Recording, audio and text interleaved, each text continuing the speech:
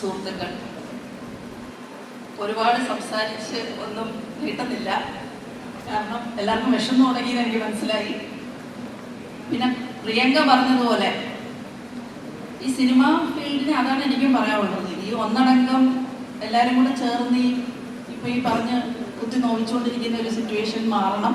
അത് മാറും, അതിൽ വലിയ അത്ഭുതമൊന്നുമില്ല, മാറും.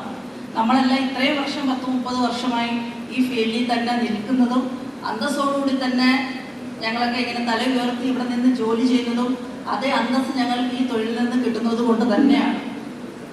അത് ചിലര് എന്താ പറയാ, അതെല്ലാവരും ഉള്ളതുപോലെ ചില കാര്യങ്ങൾ അവിടെ ഇവിടെയൊക്കെ നടക്കുന്നതിനെ മൊത്തത്തിൽ കൂട്ടിച്ചേർത്തുകൊണ്ട് ഈ ഇൻഡസ്ട്രി മുഴുവനായിട്ട് എല്ലാവരും ഒന്നടങ്കം മോശമായി ചിത്രീകരിച്ചുകൊണ്ടുള്ള ഒരിത് നമ്മുടെ സാധാരണ ജനങ്ങൾക്ക് ഉൾക്കൊള്ളാൻ ഈ പറഞ്ഞ കുറച്ച് സമയമെടുക്കും. പക്ഷെ അത് മാറിയിരിക്കും, ഉറപ്പാണ്. ഞങ്ങളെല്ലാം ഇവിടെ തന്നെ ഉണ്ട്. ഇനിയും ഇവിടെ തന്നെ നിന്നുകൊണ്ടാണ് ഞങ്ങളുടെ ജീവിതം മുന്നോട്ട് പോകുന്നത്.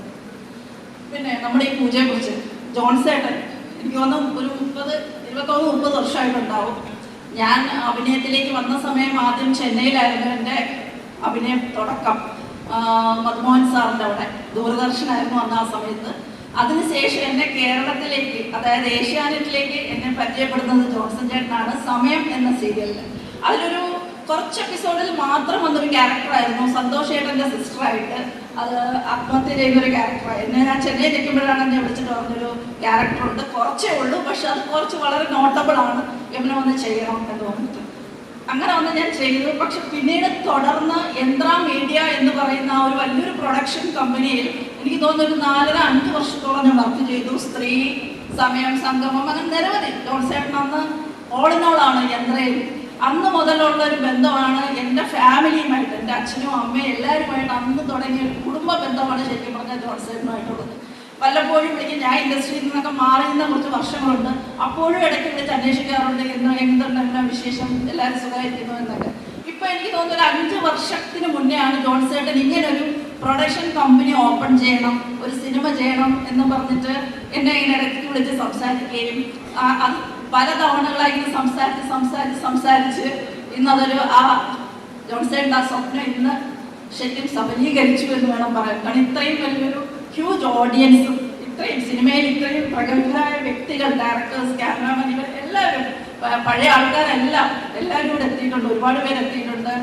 ഉൽപ്പലയേട്ടനൊക്കെ എനിക്ക് തോന്നുന്നു കുറേ വർഷത്തിന് ശേഷമാണ് ഞാനിപ്പോൾ കാണുന്നത്. സിനിമ വർഷങ്ങൾക്ക് മുമ്പേ ചെയ്തു. ഉൽപ്പലയേട്ടനായിട്ടൊക്കെ വളരെ നല്ല സൗഹൃദമായിരുന്നു. പലരും വേണുചേട്ടൻ, കണ്ണൻചേട്ടൻ മനസ്സിലായോ? എന്നെ കണ്ടിട്ട് കണ്ണൻചേട്ടൻ മനസ്സിലായില്ല, അതാണ് ഇപ്പോഴാണ് മനസ്സിലായത്. പിന്നെ എല്ലാവരും അങ്ങനെ ജോസേട്ടൻ എല്ലാവരും. അപ്പൊ എനിക്കും ഭയങ്കര സന്തോഷം. ഒരുപാട് വർഷത്തിന് ശേഷം ഇവരെയൊക്കെ എനിക്ക് കാണാൻ കഴിഞ്ഞതിലും നമ്മളിപ്പോഴും ഇവിടെ ഇതുപോലെയൊക്കെ ഉണ്ട്. അപ്പൊ അതൊരു വലിയൊരു അച്ചീവ്മെന്റ് ആണ്. ജോൺസേട്ടൻ ഞാൻ പറഞ്ഞ എൻ്റെ അറിവ് വെച്ച് 5 വർഷം കൊണ്ട് ഈ സിനിമയുടെ പുറകിലാണ്, ഇങ്ങനെ ഒരു പ്രൊഡക്ഷൻ കമ്പനിയുടെ ഓപ്പണിങ്ങിന്റെ പുറകിലാണ്. ഓരോ സമയം ഓരോ സ്റ്റേജ് വരുമ്പോഴും വിളിച്ച് യവനോ ഇത് ഇങ്ങനെ ആയിട്ടുണ്ട്, ഇങ്ങനെ ഒരു സ്ക്രിപ്റ്റ് വന്നിട്ടുണ്ട്, അങ്ങനെ പല കാര്യങ്ങളും ഡിസ്കസ് ചെയ്തിട്ടുണ്ട്. ആ ജോൺസേട്ടൻ്റെ ആ സ്വപ്നത്തിന്റെ പുറകിൽ ജോൺസേട്ടൻ എന്താ പറയാ ഉറച്ചു നിന്നുകൊണ്ട് മുന്നോട്ട് പോയത് തന്നെയാണ് ഇന്ന് ഇത്രയും വലിയൊരു ഫംഗ്ഷൻ ഇവിടെ നടത്താൻ പറ്റിയത്. അതുപോലെ നിതീഷ് ഇതിന് മുന്നേ സിനിമകൾ ചെയ്തു, എന്നെ 1-2 പടത്തിൽ വിളിച്ചു, പക്ഷെ എനിക്ക് പോകാൻ പറ്റിയിട്ടില്ല.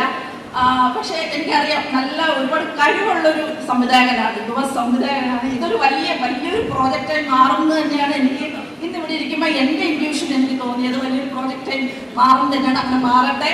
എല്ലാവർക്കും ഇതിൽ പങ്കെടുത്ത അല്ലെങ്കിൽ ഇനി വരാൻ പോകുന്ന താരങ്ങൾ, ഈ ഒരു പ്രോജക്റ്റിന്, ഈ ഒരു പ്രൊഡക്ഷൻ കമ്പനിക്ക് എല്ലാവിധ ആശംസകളും എല്ലാ പ്രാർത്ഥനയും. താങ്ക് യു ചേച്ചി. Next time